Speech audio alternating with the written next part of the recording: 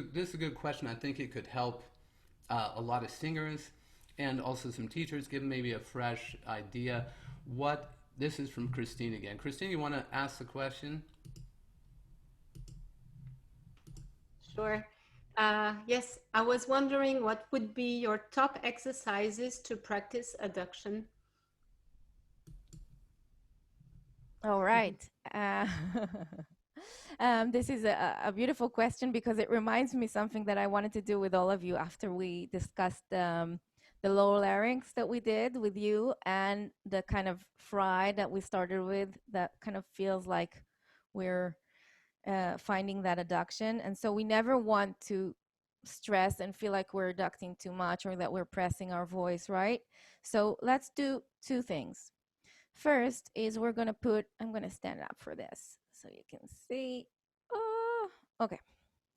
So first we're going to put our hands on our hips and we're going to try to find the lower rib. Oh, sorry. I changed my mic. Okay. So the lower rib, right under it is like a soft place in your sides where you kind of grip into. That's pretty much where the diaphragm is. So we're just going to shove our fingers in it to feel what's the action, what happens there.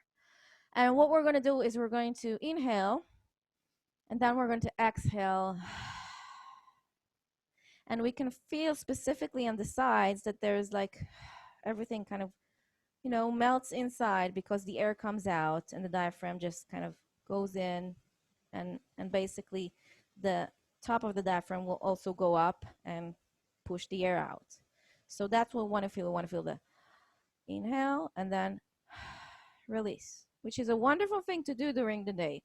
Just feel the expansion and the release. But now what I want you to do is to feel that expansion, inhale, and then hold the air inside. And once you're holding the air inside, I want you to find ways to kind of release your head and your shoulders and make sure that, hey, I can hold the air inside, but still be quite fine with it, and then release. Okay? And now I want you to inhale and do a vocal fry. So you inhale, expand, and then do. So now when you're doing the vocal fry, you might feel that everything is holding. It's not collapsing and it's not melting like when we exhaled all the air. Because during the vocal fry, the air just stays, which is part of the fun game that we have sometimes as kids. We're just like, how long can you stay there? It's fun. But it is fun because you can stay there for a long time because the air is staying inside. So that's a first way to feel like, oh, I'm sorry. Be quiet. Sorry. So it's the first way to feel like our um, our vocal folds are reducting, but without too much tension. And so the next step would be to take it through the registers. And now sometimes if there's a lot of tension, if I can see my students kind of grab into it, what I ask them to do is to feel like they're really like so tired. They're so exhausted. Sometimes I tell them even think that you're dying a little bit. Okay. And so through that, just go like,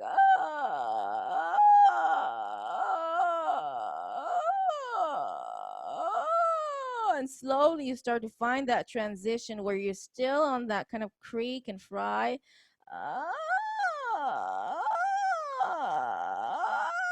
And you have adduction, but everything is really relaxed. Okay. And so that's the first exercise. The second one I really want to do with all of you, and I'm sorry, my cable is weird when I'm moving, so I'll fix that, but not right now. The second one is to kind of allow the air to be blocked, but using an exercise that kind of helps us block it with our lips. So that's the blowfish puffy cheek exercise, which I love so much.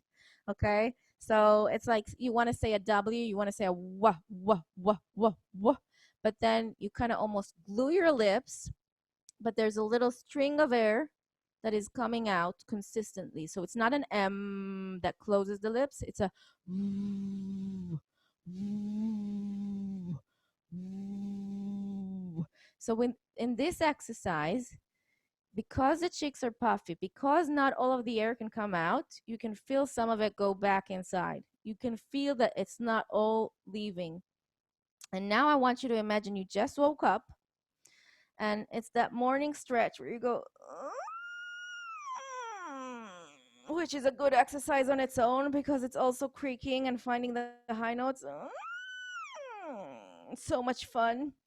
Also, great way to practice adduction, but now add to it the puffy cheeks.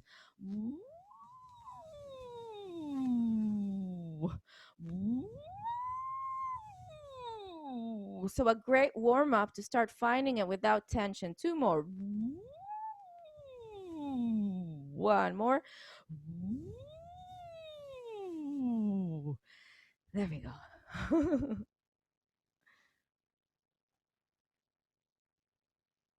Yeah, was it good? Good. Yeah, that was great. I love the blowfish exercise. So give us some instructions again. What do you have to? What should we think about when we're doing the blowfish exercise so we don't activate anything we don't want in there that's going to be in our way?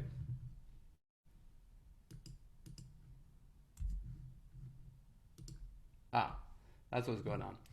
Aramat, your mic unplugged. No, I just muted it because I'm stupid. Sorry. Okay, so what happens is when you're blowing your cheeks and you get all this air pressure coming back from the top back down, it might trigger your swallowing muscles. It might trigger your tongue to pull back. And that's something you want to be careful with. So if you feel like there's tension there, or if you feel like something is gripping and it's not comfortable, you have two immediate solutions. One, release a little bit more air, allow more airflow. So it's not as which we did before, which is kind of fun. I like it, but for some people it might be too much. And the other thing, if you're not into getting more airflow because maybe it sounds a little bit too released or too falsetto-y, the other thing that you can do is be kind of surprised.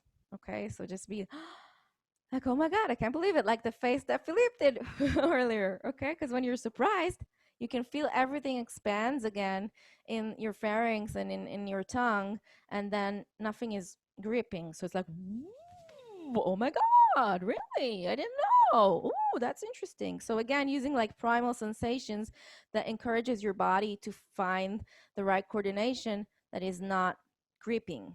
Um, I love using acting in teaching because it really, as Philippe explained, it just triggers the right muscles into place, um, and as long as we know what it does, it's good. Great. So basically, when you're doing the blowfish exercise and most exercises in singing, we don't want to be feeling things get tight or forced, right? So the solution is if I do the blowfish and I don't let any air out, you're going to feel that immediate back pressure. Like if you're the same thing using a singing straw or something like that. If you blow in too much, it's going to go, you know, and that's not the sensation that is welcome in any kind of singing, any kind of good singing. So just you saying if you feel that at all, just let a little bit more air out and just find that balance to where ideally you want to let out as little air as possible, but not so much that it just pushes back and creates tension and uncomfortable tightness there. Fantastic.